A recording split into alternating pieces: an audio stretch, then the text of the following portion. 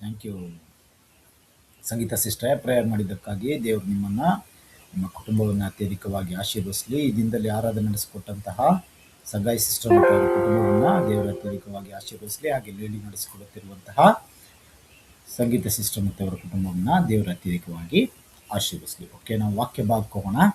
ನೋಡಿ, ನಾನು ಮುಂಚೆ ಹೇಳೀನಿ, ಇನ್ನಿಂದ ಸ್ವಲ್ಪ ವಾಕ್ಯ ಸ್ವಲ್ಪ ಸ್ಟ್ರಾಂಗ್ ಆಗಿರುತ್ತೆ, ಸ್ವಲ್ಪ ಅರ್ಥ ಮಾಡ್ಕೊಳ್ಳಿ. ಇನ್ನು ಸ್ವಲ್ಪ ಒಳಗಿನ ವಿಚಾರಗಳನ್ನು ನಾನು ಹೇಳ್ತಾ ಬರ್ತೇನೆ. ಓಕೆ, ನೋಡಿ, ನಮ್ಮ ಜೀವಿತದಲ್ಲಿ ಒಳಗಿನ ಮನುಷ್ಯ ಇದ್ದಾನೆ ಅಲ್ವಾ? ಹೊರಗಿನ ಮನುಷ್ಯನೂ ಇದ್ದಾನೆ, ಒಳಗಿನ ಮನುಷ್ಯನೂ ಇದ್ದಾನೆ. ಈ ಒಳಗಿನ ಮನುಷ್ಯ ಇದ್ದಾನಲ್ಲ, ಈ ಒಳಗಿನ ಮನುಷ್ಯನಲ್ಲಿ ಕೆಲವೊಂದು ಕಾರ್ಯಗಳು ಇದ್ದಾವೆ. ಆ ಕಾರ್ಯಗಳಲ್ಲಿ ನಾವು ಹೊಸದಾಗಿ ಹುಟ್ಟುವಾಗ ಆ ಕಾರ್ಯವನ್ನು ನಾವು ಹೇಗೆ ಗುರುತಿಸ್ಕೊಳ್ಬಹುದು, ಒಬ್ಬ ವಿಶ್ವಾಸಿಯಾಗಿ ಅದನ್ನು ನಾನು ಹೇಗೆ ಗುರುತಿಸ್ಕೊಳ್ಬಹುದು ಅನ್ನೋದನ್ನ ಈ ದಿನದಲ್ಲಿ ಒಂದೇ ಒಂದು ಕಲ್ತ್ಕೊಳ್ಳೋಣ. ಓಕೆ, ಒಂದು ವಚನ ಓದಿ ಯಾರು. ಫಸ್ಟ್ ತಿಮೋತಿ 3:9 ಓದಿ ಯಾರು. 1 ತಿಮೋತಿ 3:9.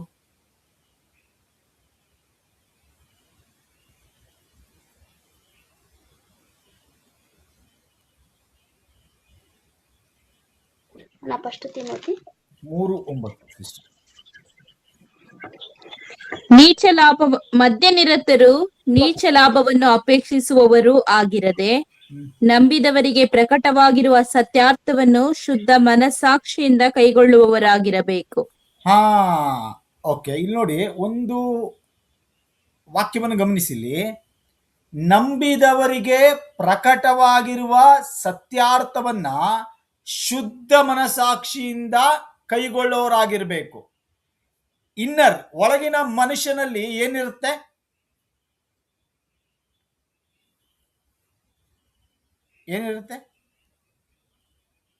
ಶುದ್ಧ ಮನಸ್ಸಿರುತ್ತೆ, ಶುದ್ಧ ಮನಸ್ಸಾಕ್ಷಿ ಇರುತ್ತೆ.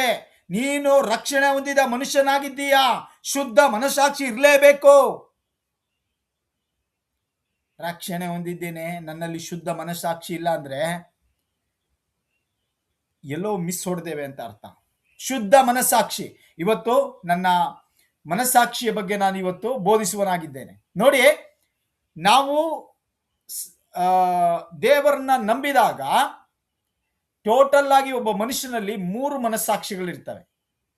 3 ಮನಸ್ಸಾಕ್ಷಿ ಒಂದೇ, ಕಾರ್ಯವೈಖರಿ ಬೇರೆ. 3 ತರದ ಮನಸ್ಸಾಕ್ಷಿ. ಮೊದಲನೇದಾಗಿ ಯಾವ ಮನಸ್ಸಾಕ್ಷಿ? ಸ್ವಬುದ್ಧಿಯ ಮನಸ್ಸಾಕ್ಷಿ. ಸ್ವಬುದ್ಧಿಯ ಮನಸ್ಸಾಕ್ಷಿ. ಆಮೇಲೆ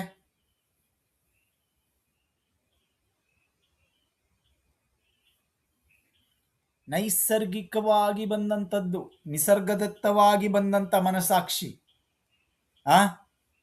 ಅದಕ್ಕೆ ಇನ್ನೊಂದು ಅರ್ಥದಲ್ಲಿ ಹೇಳ್ಬೇಕಾದ್ರೆ ಫಸ್ಟ್ ಕೊರಿಂಥಿಯನ್ 2:4 ಪ್ರಾಕೃತಿಕ ಮನಸ್ಸಾಕ್ಷಿ ಓದಿ. ಪ್ರಕೃತಿ ದತ್ತವಾಗಿ ಬಂದಂಥ ಮನಸ್ಸಾಕ್ಷಿ. 1 ಕೊರಿಂಥ 2:4.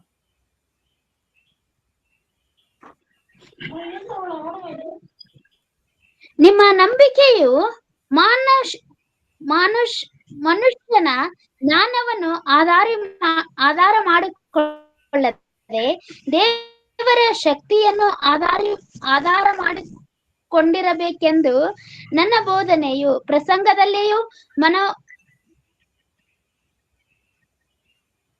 ಮನವೊಲಿಸುವ ಜ್ಞಾನದ ವಾಕ್ಯವನ್ನು ನಾನು ಪ್ರಯೋಗಿಸಿದ ದೇವರ ಆತ್ಮನ ಬಲವನ್ನು ತೋರ್ಪಡಿಸುವ ವಾಕ್ಯಗಳನ್ನೇ ಪ್ರಯೋಗಿಸಿದ್ದೇನೆ.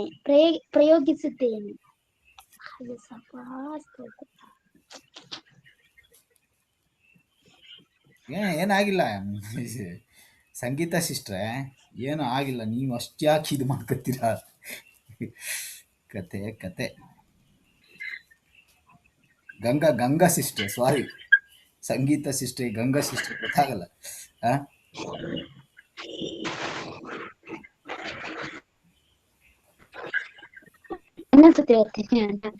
ನಿಮ್ಮ ನಂಬಿಕೆಯು ಮನುಷ್ಯನ ಜ್ಞಾನವನ್ನು ಆಧಾರ ಮಾಡಿಕೊಳ್ಳದೆ ದೇವರ ಶಕ್ತಿಯನ್ನು ಆಧಾರ ಮಾಡಿಕೊಂಡಿರಬೇಕೆಂದು ನನ್ನ ಸಾರಿ ಸಿಸ್ಟರ್ 14ಕ್ಕೆ ಬನ್ನಿ. ಸಾರಿ ಸಿಸ್ಟರ್, ಗಂಗಾ ಸಿಸ್ಟರ್ 14ನೇ ವಚನಕ್ಕೆ ಬನ್ನಿ. ಸಾರಿ.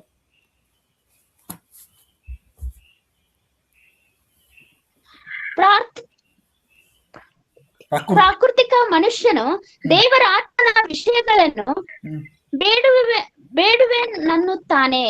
ಅವು ಅವನಿಗೆ ಹುಚ್ಚು ಮಾತಾಗಿ ಇಲ್ಲಿ ನೋಡಿ, ತೋರುತ್ತವೆ.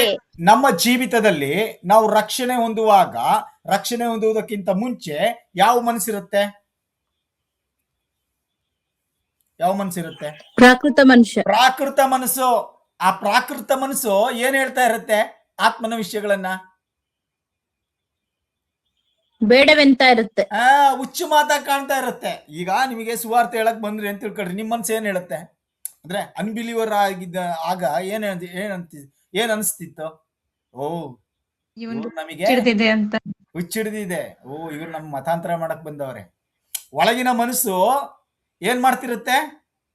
ಇಲ್ದಿದ್ದೆಲ್ಲ ಆಗ್ತಾ ಇರುತ್ತೆ. ಅದು ಯಾವ ಮನಸ್ಸು? ಪ್ರಕೃತಿ ದತ್ತವಾಗಿ ಬಂದಂತ ಮನಸ್ಸು. ಈ ಲೋಕದಲ್ಲಿ ಒಬ್ಬ ಮನುಷ್ಯನ ನೀವು ಅಬ್ಸರ್ವ್ ಮಾಡುವಾಗ, ಆ ಮನಸ್ಸನ್ನ ಅಬ್ಸರ್ವ್ ಮಾಡುವಾಗ, ಅವನು ಪ್ರಾಕೃತ ಮನುಷ್ಯನು ದೇವರ ವಿಷಯಗಳನ್ನ ಬೇಡವೆನ್ನುತ್ತಾನೆ. ಆ ಮನಸ್ಸು ಏನ್ ಹೇಳುತ್ತೆ? ಒಲ್ಲೆ ಅನ್ನತ್ತೆ. ಅವು ಅವನಿಗೆ ಹುಚ್ಚು ಮಾತಾಗಿವೆ. ಅವು ಆತ್ಮ ವಿಚಾರದಿಂದ ತಿಳಿಯತಕ್ಕದವುಗಳಾಗಿ ಅವನು ಅವುಗಳನ್ನ ಗ್ರಹಿಸಲಾರನು. ಅವನು ಗ್ರಹಿಸಕ್ ಸಾಧ್ಯ ಇಲ್ಲ. ಒಬ್ಬ ವ್ಯಕ್ತಿಯ ಜೀವಿತದಲ್ಲಿ ಮನಸ್ಸಿನ ಕಾರ್ಯ ತುಂಬಾ ತುಂಬಾ ತುಂಬಾ ಇಂಪಾರ್ಟೆಂಟು. ರಕ್ಷಣೆ ಹೊಂದಿದ ನಂತರವೂ, ರಕ್ಷಣೆ ಹೊಂದಿದ್ದಕ್ಕಿಂತ ಮುಂಚೆನೆ ಅವನು ದೇವರ ವಿಷಯವನ್ನ ಏನಂತಾನೆ? ಬೇಡ ಅಂತಾನೆ, ಹುಚ್ಚು ಮಾತು ಅಂತಾನೆ ಅಲ್ವಾ? 1:18 ಏನ್ ಹೇಳುತ್ತೆ? ನಿಮ್ಗೆ ಗೊತ್ತಲ್ಲ ವಾಕ್ಯ?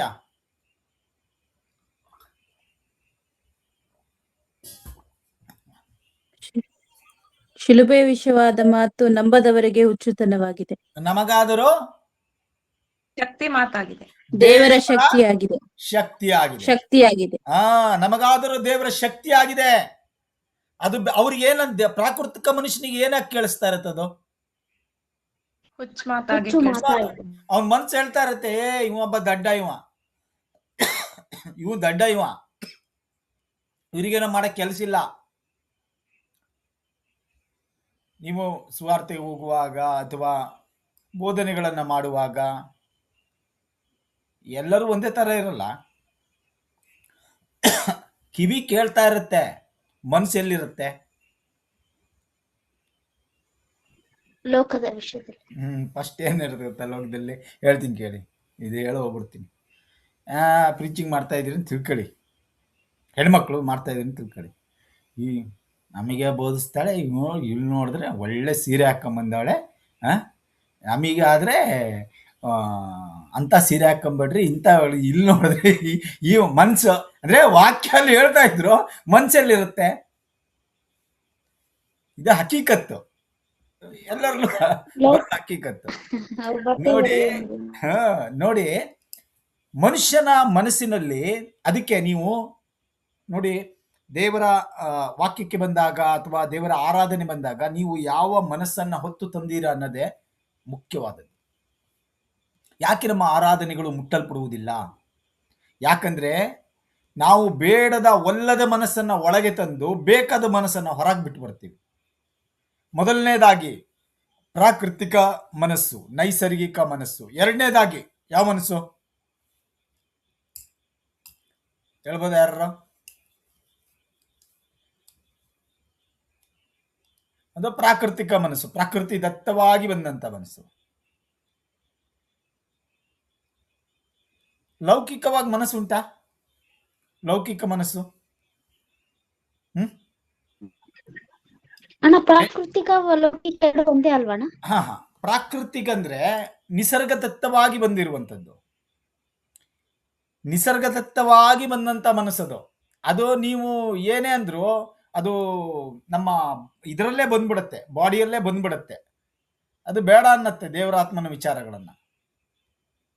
ಈ ಲೌಕಿಕ ಮನಸ್ಸಿದೆ ಅಲ್ಲ, 8ನೇ ಅಧ್ಯಾಯದ 5ನೇ ಅಧ್ಯಾಯದ 8ನೇ ವಚನ ಓದಿ. ರೋಮ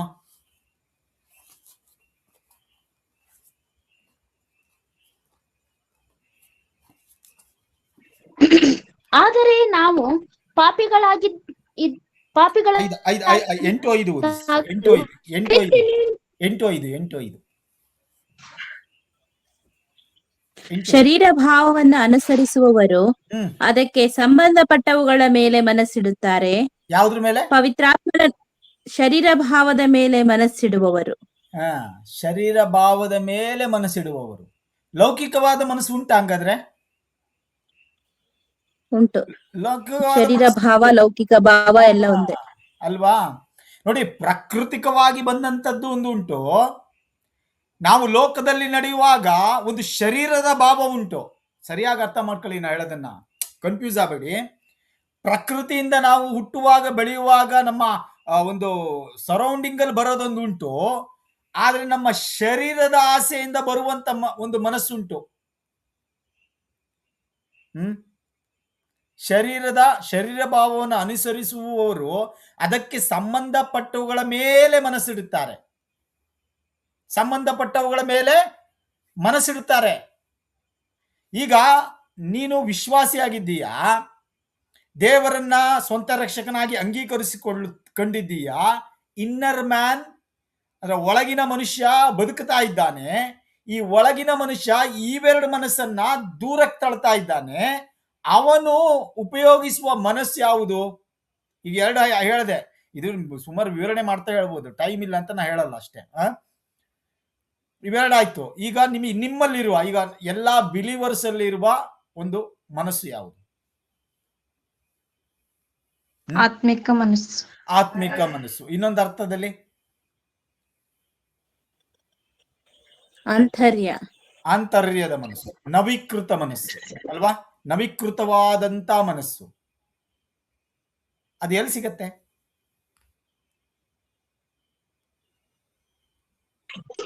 ನಮ್ಮಲ್ಲೇ ಇರುತ್ತೆ. ಇದಾಗ ಮಾತ್ರ ಸಿಗುತ್ತೆ. ಯಾವಾಗ ಸಂಗೀತ ಸಿಸ್ಟರ್?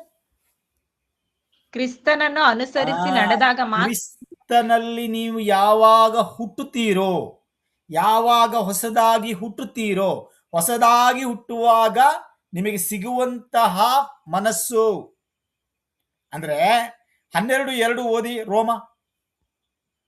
ನಾನು ಇದು ಯಾಕೆ ಹೇಳ್ತಾ ಇದ್ದೀನಿ, ನೀವು ಯಾರು ಅಂತ ಹೇಳ್ತಾ ಇದ್ದೀನಿ, ಇನ್ನರ್ ಮ್ಯಾನ್ ಯಾರು ನಿಮ್ಮಲ್ಲಿ ಅಂತ ಅರ್ಥ ಮಾಡ್ಕೊಳ್ಳಿ, ಇದು ಇಂಪಾರ್ಟೆಂಟ್. ಈ ಲೋಕದ ನಡವಳಿಕೆಯನ್ನು ಅನುಸರಿಸದೆ ನೂತನ ಮನಸ್ಸನ್ನು ಹೊಂದಿಕೊಂಡು ಲೋಕ ಭಾವದವರಾಗಿ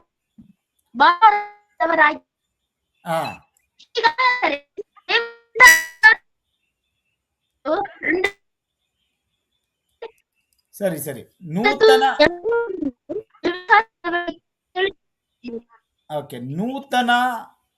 ಮನಸ್ಸನ್ನ ಹೊಂದಿಕೊಂಡು ಪರಲೋಕ ಭಾವದವರಾಗಿರಿ. ಆ ನೂತನ ಮನಸ್ಸು ನಿಮ್ಮನ್ನ ಎಲ್ಲಿಗೆ ನಡೆಸತ್ತೆ? ಆತ್ಮಿಕವಾದ ದೇವರ ಕಡೆಗೆ, ನಿಮ್ಮನ್ನ ಪರಲೋಕದ ಭಾವದ ಕಡೆಗೆ ನಡೆಸತ್ತೆ. ಲೋಕಕ್ಕೆ ನಡೆಸುವುದಿಲ್ಲ, ಪ್ರಾಕೃತಿಕವಾಗಿ ನಡೆಸುವುದಿಲ್ಲ, ನಿಮ್ಮನ್ನ ಪರಲೋಕದ ದಾರಿಗೆ ನಡೆಸತ್ತೆ. ನೂತನ ಮನಸ್ಸು ಅದು ಪವಿತ್ರಾತ್ಮನಿಂದ ಉಂಟಾದಂತಹ ಮನಸ್ಸು. ಯಾವಾಗ ನೀನು ಕ್ರಿಸ್ತನಲ್ಲಿ ಸ್ವಂತ ರಕ್ಷಕನಾಗಿ ಅಂಗೀಕರಿಸ್ಕೊಳ್ತೀಯೋ, ತಂದೆ ಮಗ ಪವಿತ್ರಾತ್ಮನ ಹೆಸರಲ್ಲಿ ದೀಕ್ಷಾಸ್ನಾನ ತೆಗೆದುಕೊಳ್ತೀಯೋ, ನಿನ್ನಲ್ಲಿ ಜಾಗೃತವಾದದ್ದು ಹುಟ್ಟಿದಂಥದ್ದು ಒಂದು ಆತ್ಮ ಹುಟ್ಟಿತು. ಆ ಆತ್ಮದಲ್ಲಿ ನವೀಕೃತವಾದಂತ ಮನಸ್ಸು ಹುಟ್ಟಿತು. ಇವೆರಡು ಮನಸ್ಸು, ಈ ಮನಸ್ಸು ಮೂರರ ನಡುವೆ ಒಂದು ಹೋರಾಟ. ಒಬ್ಬ ವೈಯಕ್ತಿಕ ವಿಶ್ವಾಸಿಗೆ, ಆ ವಿಶ್ವಾಸಿ ಯಾವುದನ್ನ ಆಯ್ಕೆ ಮಾಡ್ತಾನೆ ಅನ್ನೋದ್ರ ಮೇಲೆ ಅವನ ಆತ್ಮಿಕ ಜೀವಿತ ಒಳಗೊಂಡಿದೆ. ಈಗ ನಾ ವೇದಾಂತ ಹೇಳ್ತಾ ಇದ್ದೀನಿ. ನೋಡಿ, ಒಬ್ಬ ಮನುಷ್ಯ, ಆತ್ಮಿಕವಾದ ಮನುಷ್ಯ ಪರಲೋಕದ ಭಾವಕ್ಕೆ ಹೋಗುವಾಗ ಆತನ ಶರೀರದಲ್ಲಿ ಇನ್ನೂ 2 ಮನಸ್ಸುಗಳಿದೆ. ಯಾಕಂದ್ರೆ ಅವನು ಅದನ್ನ ಬಿಟ್ಟು ನೂತನ ಮನಸ್ಸನ್ನು ಹೊಂದ್ಕೊಂಡಿದ್ದಾನೆ. ಯಾವಾಗ ನಾವು ಈ ಲೋಕದಲ್ಲಿ ನಡೆಯುವಾಗ ನಮ್ಮ ಒಳಗೆ ನಾವು, ಅದಕ್ಕೆ ಪೌಲ ಹೇಳ್ತೇನೆ, ಒಳಗೆ ಒಂದು ಹೋರಾಟ ಆಗ್ತಾ ಇದೆ, ಆತ್ಮಕ್ಕೂ ಶರೀರಕ್ಕೂ ಅಂತನಲ್ವಾ. ಆತ್ಮಕ್ಕೂ ಶರೀರಕ್ಕೂ ಒಂದು ಯುದ್ಧ ಆಗ್ತಾ ಇದೆ ಅಂತಲ್ಲ. ಯಾವುದಕ್ಕಂತ ಇದ್ದಾನೆ? ಅರ್ಥ ಆಯ್ತಾ? ಅವನು ಹೇಳ್ತಾ ಇದ್ದಾನೆ, ನನ್ನ ಒಳಗಿನ ಮನಸ್ಸಿಗೂ ಹೊರಗಿನ ಮನಸ್ಸಿಗೂ ಒಂದು ಯುದ್ಧ, ಹೊರಗಿನ ಭಾವಕ್ಕೂ ಒಳಗಿನ ಭಾವಕ್ಕೂ ಒಂದು ಯುದ್ಧ.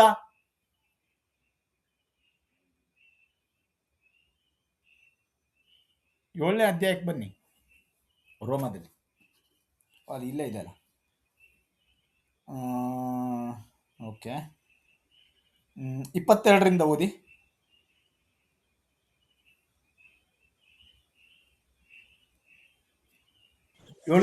ದೇವರ ಅಂತರಾತ್ಮದೊಳಗೆ ದೇವರ ನಿಯಮದಲ್ಲಿ ಆನಂದ ಪಡುವವನಾಗಿದ್ದೇನೆ. ಆದರೆ ನನ್ನ ಅಂಗಳಗಳಲ್ಲಿ ಬೇರೊಂದು ನಿಯಮ ಉಂಟೆಂದು ನೋಡುತ್ತೇನೆ.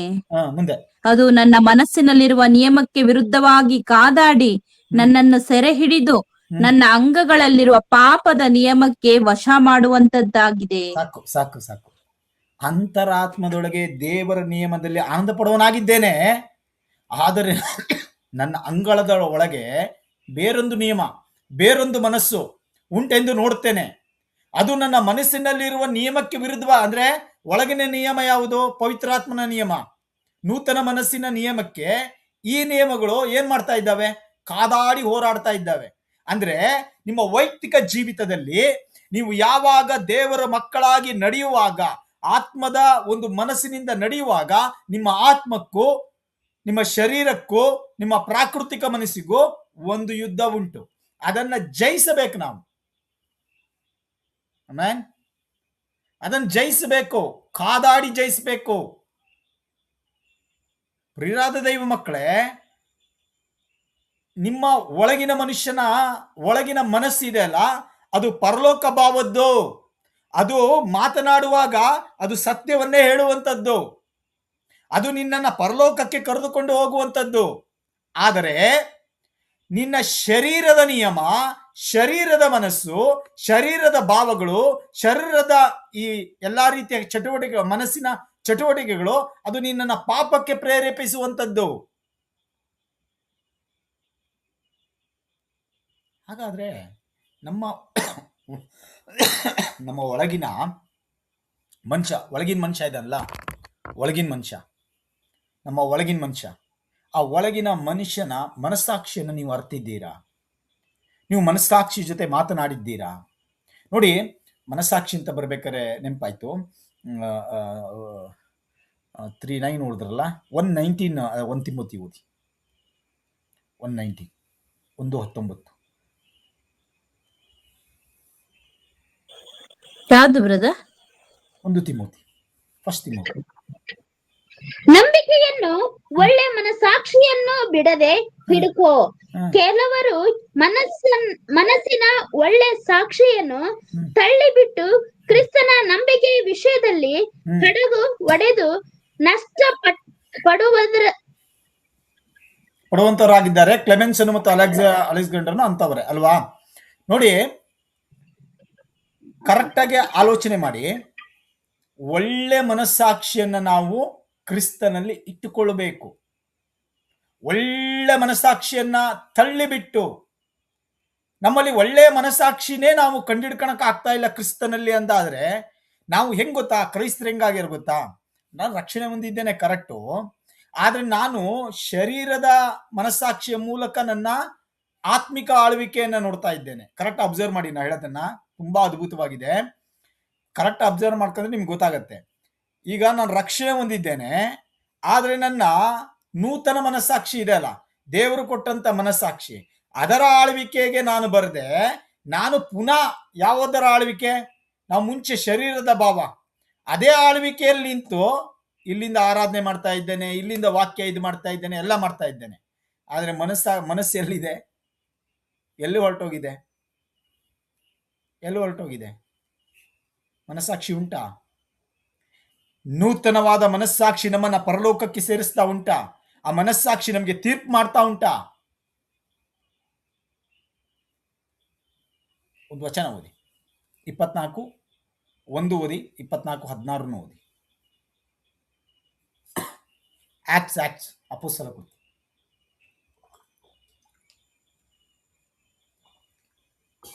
24 1 ಓದಿ, 16 ಓದಿ. 5 ದಿವಸಗಳಾದ ಮೇಲೆ ಮಹಾಯಾಜಕನಾದ ಅನಿ ಅನಿನಿಯೇಲನ ಸಭೆಯ ಹಿರಿಯರಲ್ಲಿ ಕೆಲವರನ್ನು ತುರ್ತುಲೆಂಬ ಒಬ್ಬ ವಕೀಲನನ್ನು ಕರೆದುಕೊಂಡು ಬಂದು ಪೌಲನ ಮೇಲೆ ದೇಶಾಧಿಪತಿ ಫಿರ್ಯಾದಿ ಹೇಳಿದನು.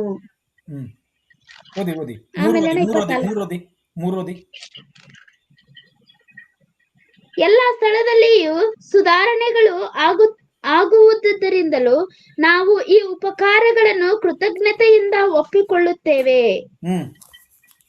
ಆದರೆ ನಿನ್ನನ್ನು ಹೆಚ್ಚಾಗಿ ಬೇಸರಗೊಳಿಸುವುದಕ್ಕೆ ಮನಸ್ಸಿಲ್ಲದೆ ನಾವು ಸಂಕ್ಷೇಪವಾಗಿ ಹೇಳುವ ಮಾತುಗಳನ್ನು ದಯೆಯಿಂದ ಲಾಲಿಸಬೇಕೆಂದು.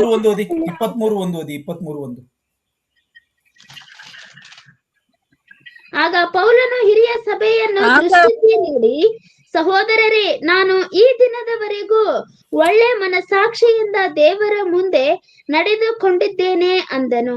ಒಳ್ಳೆ ಮನಸಾಕ್ಷಿಯಿಂದ ದೇವರ ಮುಂದೆ ನಡೆದುಕೊಂಡಿದ್ದೇನೆ. ಯಾರು ಹೇಳ್ತಾ ಇದ್ದಾನೆ? ಪೌಲ. ಒಳ್ಳೆ ಮನಸಾಕ್ಷಿ. 24:16 ಈಗ ಓದಿ.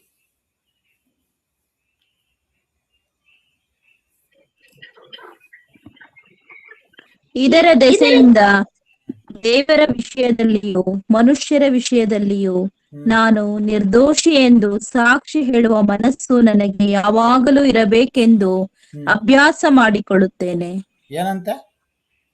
ಏನಿರ್ಬೇಕು? ದೇವರ ವಿಷಯದಲ್ಲೂ ಮನುಷ್ಯರ ವಿಷಯದಲ್ಲೂ ನಿರ್ದೋಷವಾಗಿದ್ದೇನೆ ಅಂತ ಸಾಕ್ಷಿ ಹೇಳ್ಬೇಕಂತೆ ಮನಸ್ಸು. ಅದೇನದು ದೇವರ ವಿಷಯ ಮನುಷ್ಯರ ವಿಷಯ? ನಾನು ಇದನ್ನ ಈ ನಮ್ಮ ಶಿಲವಾ ಗ್ರೂಪಲ್ಲಿ ಒಂದು 30-40 ಸತಿ ವಿವರ್ಸ್ ಬಿಟ್ಟು ಸಾಕಾಗಿದೆ. ಅವಾಗಂತೂ ಮುಂಚೆ ಹೇಳಿ ಹೇಳಿ ಹೇಳಿ ಹೇಳಿ ಸಾಕಾಗಿದೆ ನನಗೆ. ದೇವರ ವಿಷಯ ಮತ್ತು ಮನುಷ್ಯರ ವಿಷಯ ಏನು? ದೇವರ ವಿಷಯದಲ್ಲಿಯೂ ಮನುಷ್ಯರ ವಿಷಯದಲ್ಲಿಯೂ ನಿರ್ದೋಷಿ ಎಂದು ಸಾಕ್ಷಿ ಹೇಳುವ ಮನಸ್ಸು ನನಗೆ ಯಾವಾಗಲೂ ಇರಬೇಕೆಂದು ಅಭ್ಯಾಸ ಮಾಡ್ಕೊಳ್ತೇನೆ. ಏನು? ದೇವರ ವಿಷಯ ಮತ್ತೆ ಮನುಷ್ಯರ ವಿಷಯ.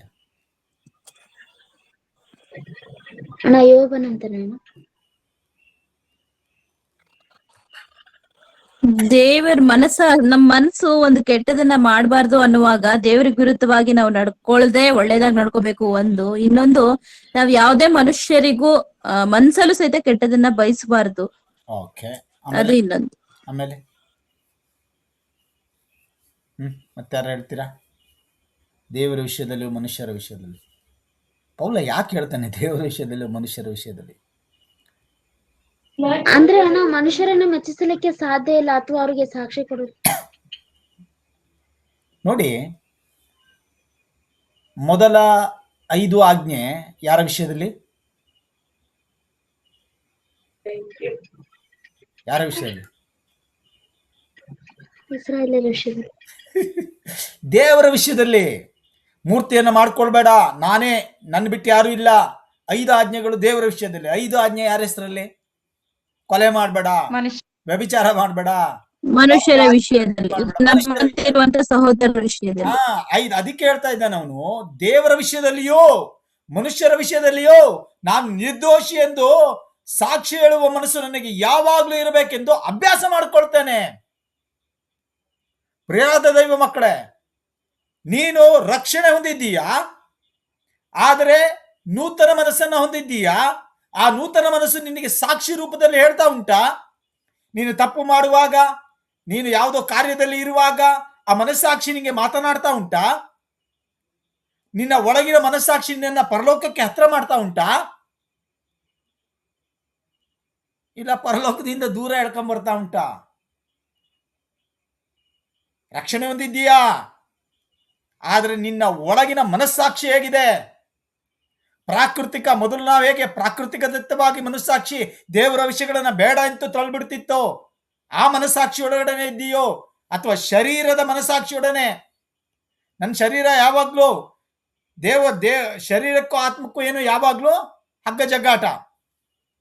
ಶರೀರ ಲೋಕವನ್ನು ಬಯಸತ್ತೆ, ಆತ್ಮ ದೇವರನ್ನು ಬಯಸತ್ತೆ. ಶರೀರ ದೇವರಿಂದ ದೂರ ಆಗ ಕರ್ಕೋಗತ್ತೆ, ಆತ್ಮ ದೇವರನ್ನ ಹತ್ತಿರಕ್ಕೆ ಸೇರಿಸತ್ತೆ. ಈ ದೈವಿಕವಾದ ಮನಸ್ಸು, ನೂತನ ಮನಸ್ಸನ್ನ ದೇವರು ನಿಮಗೆ ಕೊಟ್ಟಿದ್ದಾನೆ. ನೋಡಿ, ಯಾವಾಗ ನೀವು ರಕ್ಷಣೆ ಹೊಂದ್ತೀರೋ ಒಳಗಿನ ಆತ್ಮ ನಿಮ್ಗೆ ಏನ್ ಹೇಳ್ತಾನೆ? ಸುಳ್ಳು ಹೇಳ್ಬೇಡಪ್ಪ, ಮೋಸ ಮಾಡಬೇಡಪ್ಪ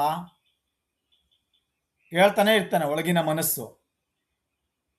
ಇನ್ನೊಂದು ಸೌಂಡ್ ನಿಮಗೆ ಬರುತ್ತಲ್ಲ, ಎಲ್ಲರೂ ಮಾಡ್ತಾರೆ, ನೀ ಏನು ದೊಡ್ಡಿದಾ, ಅವರೇ ಪಾಸ್ಟ್ ಅಂತ ಅವರೇ ಮಾಡ್ಯಾರ, ಅವ್ರಿಗೆ ದೇವ್ರ ಹಂಗಾರೆ ಇದು ಮಾಡಿಲ್ವಾ, ಅವ್ರಿಗೆ ವರಗಳನ್ನು ಕೊಟ್ಟು ಅವ್ರು ಇದು ಮಾಡ್ತಾ ಇಲ್ವಾ, ಅವ್ರು ಅಷ್ಟೆಲ್ಲ ಮಾಡಿದ್ರು ಇದು ಮಾಡ್ತಾ ಇಲ್ವಾ ಅಂತ ಇಲ್ಲೊಂದು ಸೌಂಡ್ ಗೊತ್ತಾಗತ್ತೆ. ಬಿಡು, ಯಾರು ನೋಡ್ತಾರೆ, ನನಗೆ ನಿನಗೆ ಮಾತ್ರ ಗೊತ್ತಲ್ಲ ಅಂತ ಇನ್ನೊಂದು ಸೌಂಡು.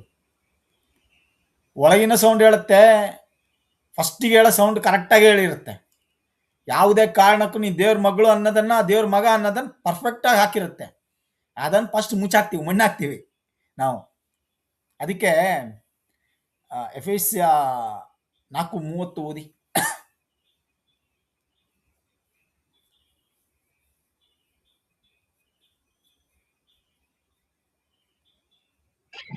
ದೇವರ ಆತ್ಮನನ್ನು ದುಃಖಿಸಬೇಡಿರಿ, ಆತನಲ್ಲಿಯೇ ವಿಮೋಚನೆಯ ದಿನಕ್ಕಾಗಿ ಮುದ್ರೆ ಹಾಕಿದ್ದೀರಲ್ಲ. ಮುಂದೆ ಆ ಮುದ್ರೆ ಹಾಕಿದ್ದೀರಲ್ಲ. ಎಲ್ಲಾ ದೇವರಾತ್ಮನನ್ನ ದ್ವೇಷ ದುಃಖಿಸಬೇಡಿರಿ ಅಲ್ವಾ? ಪವಿತ್ರಾತ್ಮನನ್ನ ದುಃಖಿಸಬೇಡಿರಿ. ಹೇಗ್ ದುಃಖಿಸ್ತೀವಿ ನಾವು ಪವಿತ್ರಾತ್ಮನನ್ನ? ಆತನಿಗೆ ವಿರೋಧವಾಗಿ ನಡೆದುಕೊಳ್ಳುವುದರಲ್ಲಿ ಅಣ್ಣ. ದೇವರ ಎಲ್ಲಾ ಪವಿತ್ರ ದುಃಖಿಸ. ಬ್ರದರ್ ಅದ್ರ ಮುಂದೆ ಇದೆ ನೋಡಿ, ಆ ವಾಕ್ಯದ ಮುಂದೆನೆ ಇದೆ ನೋಡಿ, ಎಲ್ಲಾ ದ್ವೇಷ, ಕೋಪ, ಕ್ರೋಧ, ಕಲಹ, ದೂಷಣೆ ಇವುಗಳನ್ನು ಸಕಲ ವಿಧವಾದ ದುಷ್ಟತನವನ್ನು ನಿಮ್ಮಿಂದ ದೂರ ಮಾಡಿರಿ. ಇವುಗಳಿಂದ ದೇವರ ಆತ್ಮ ದುಃಖ ಆಗೋದು. ಅಲ್ಲ, ಹೇಳದ್ ಕೇಳಿ, ಹಂಗಲ್ಲ ವಾಕ್ಯ ಹಂಗಲ್ಲ. ದೇವರ ಪವಿತ್ರಾತ್ಮನನ್ನ ದುಃಖಪಡಿಸಿರಿ. ಹೇಗ್ ದುಃಖಪಡಿಸ್ತೀರಾ ನೀವು? ಈಗ ವಿಮೋಚನಾ ದಿನಕ್ಕಾಗಿ ಮುದ್ರೆ ಹೊಂದಿದ್ದು ಯಾರು ಎಲ್ಲಿಂದ?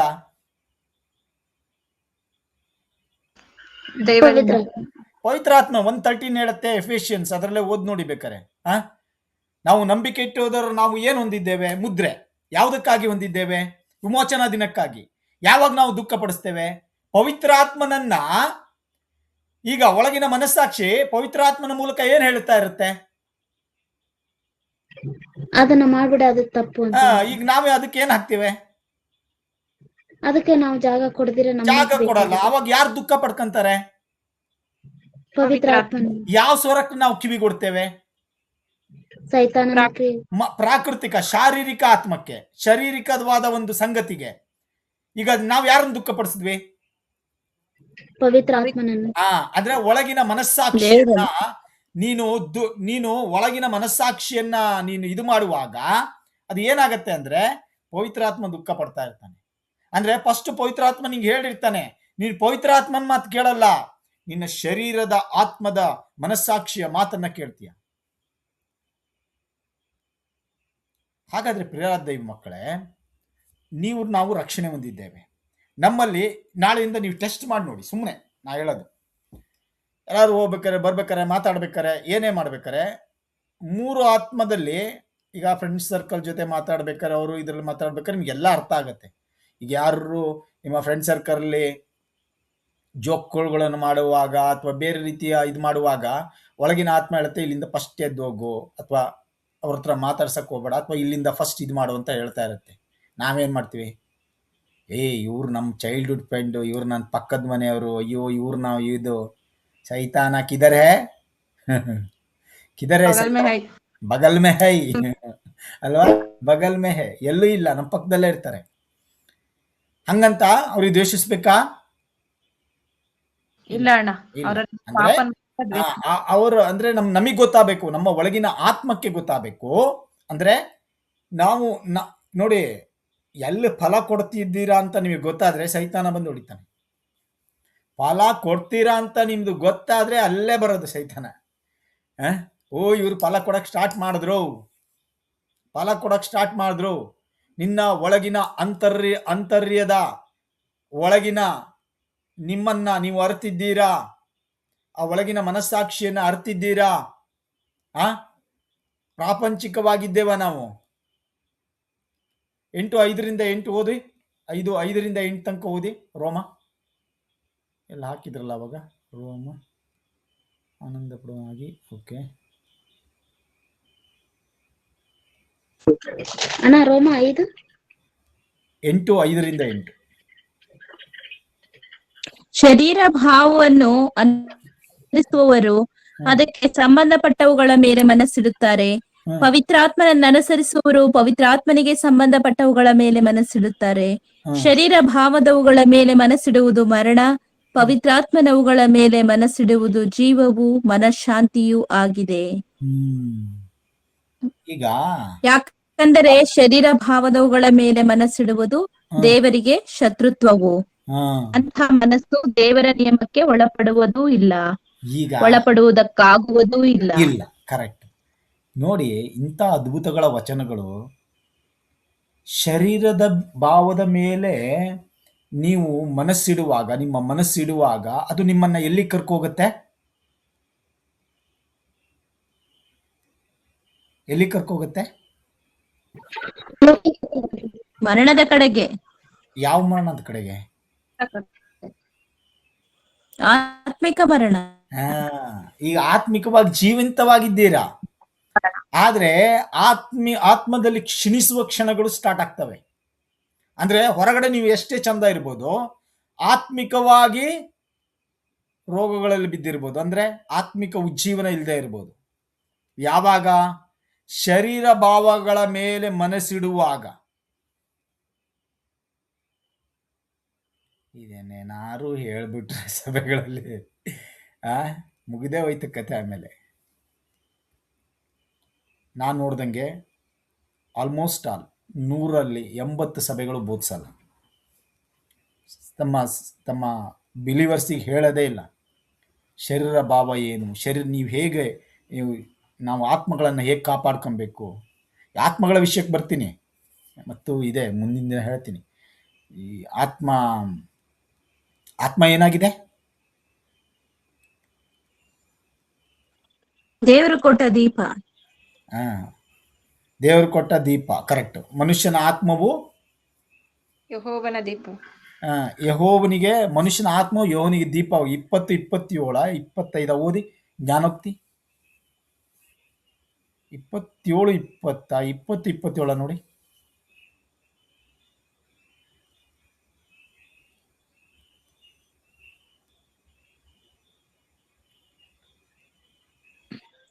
ಮನುಷ್ಯನ ಆತ್ಮವು ಯೆಹೋವನ ದೀಪವಾಗಿದೆ, ಅದು ಅಂತರಂಗವನ್ನೆಲ್ಲ ಶೋಧಿಸುತ್ತದೆ. ನೋಡಿ, ಮನುಷ್ಯನ ಆತ್ಮವು ಯೆಹೋವನಿಗೆ ದೀಪವಾಗಿದೆ. ದೇವರಿಗೆ ನಿನ್ನಲ್ಲಿ ಬೇಕಾದದ್ದು ಏನು?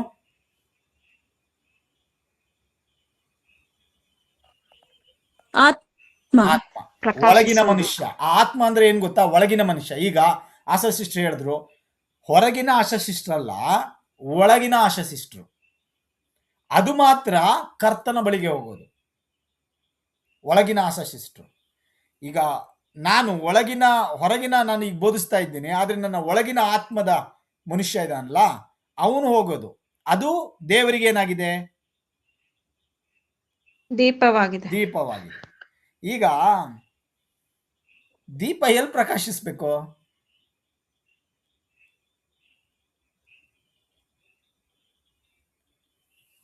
ಕತ್ತಲಿರುವ ಸ್ಥಳದಲ್ಲಿ.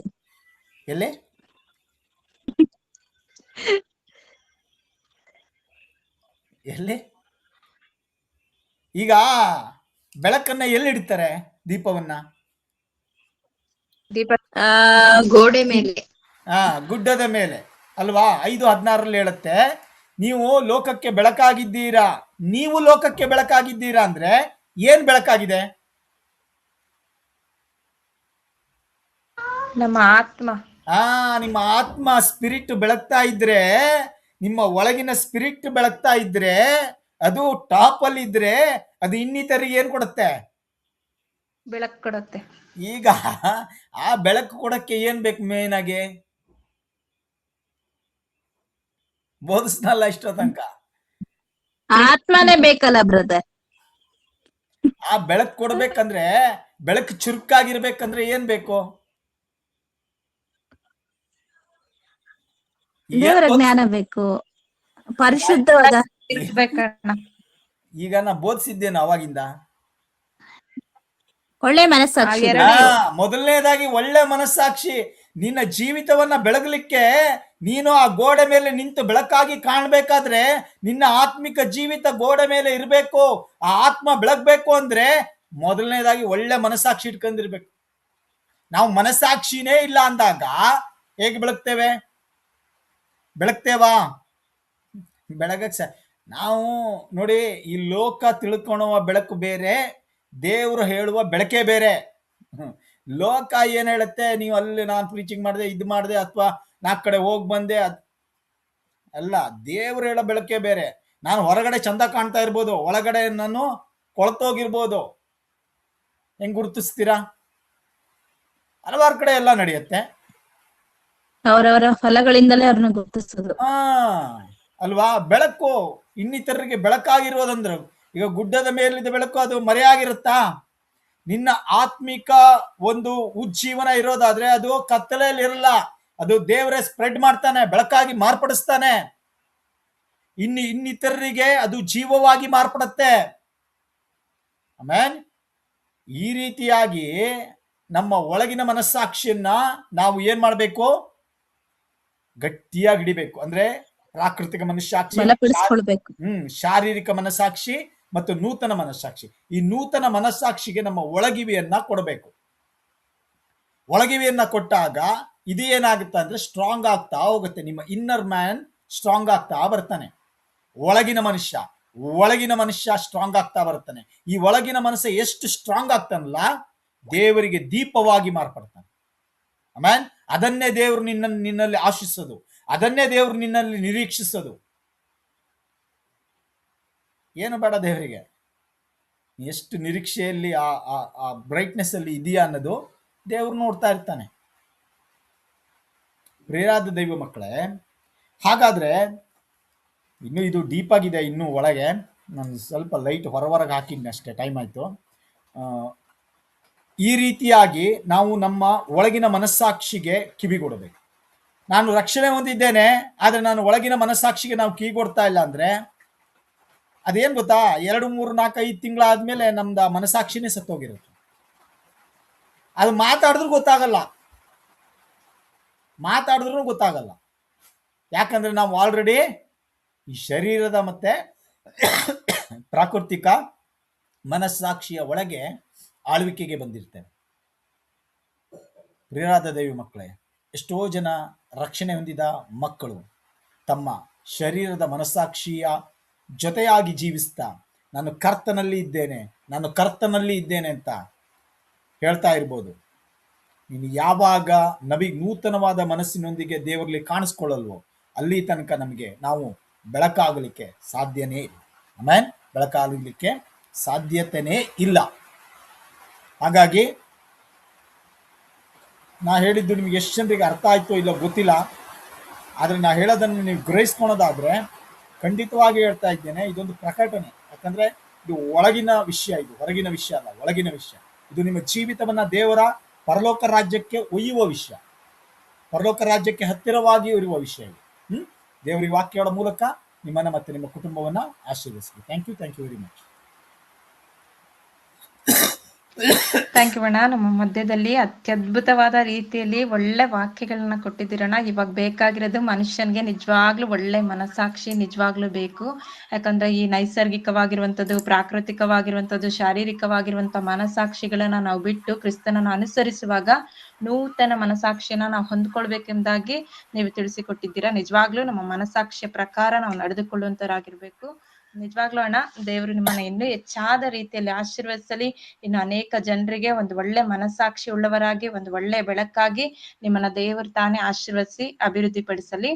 ನಾವು ಸಹ ಅದನ್ನ ಕೇಳಿ ಒಂದು ಕಿವಿಯಲ್ಲಿ ಬಿಡದ ರೀತಿಯಲ್ಲಿ ದೇವರು ನಮ್ಮ ಒಬ್ಬೊಬ್ಬರನ್ನು ಕೂಡ ಆಶೀರ್ವದಿಸಿ ನಡೆಸಬೇಕಾಗಿ ದೇವ್ರ ಹತ್ರ ಕೇಳ್ಕೊಳ್ತೀನಿ. ಥ್ಯಾಂಕ್ ಯು ಅಣ್ಣ, ಥ್ಯಾಂಕ್ ಯು ಸೋ ಮಚ್ ಅಣ್ಣ. ಓಕೆ, ಈ ಸಮಯದಲ್ಲಿ ಯಾರಿಗಾದ್ರೂ ಪ್ರೇಯರ್ ರಿಕ್ವೆಸ್ಟ್ ಏನಾದ್ರು ಇದೆಯಾ? ಪ್ರೇಯರ್ ರಿಕ್ವೆಸ್ಟ್ ಯಾರಿಗಾದ್ರೂ ಇದೆಯಾ? ಸಾಕ್ಷಿ ಏನಾದ್ರೂ ಇದೆಯಾ? ಏನು ಇಲ್ಲ ಅಂದ್ರೆ ಪವಿತ್ರ ಸಿಸ್ಟರ್.